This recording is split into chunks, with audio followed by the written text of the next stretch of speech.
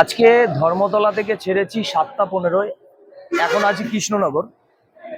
আমরা ধর্মতলা থেকে ছাড়ার পর প্রথম ব্রেক দিই কৃষ্ণনগর হোটেল, তারপরে আবার আরেকটা ব্রেক দিই, সেটা হচ্ছে ভোরবেলায় ডালখোলা হোটেল।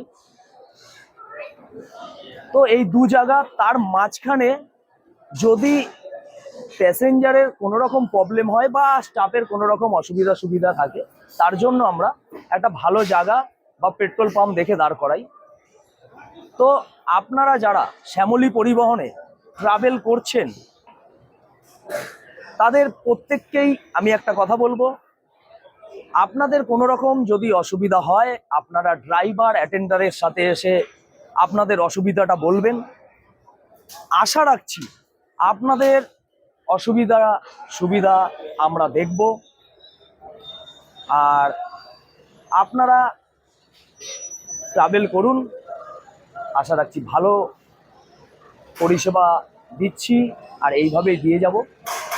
তো সকলকে আমার অনেক অনেক ভালোবাসা। সকলে ভালো থাকবেন, সুস্থ থাকবেন, আর এইভাবেই শ্যামলী পরিবহনের পাশে থাকবেন। টাটা।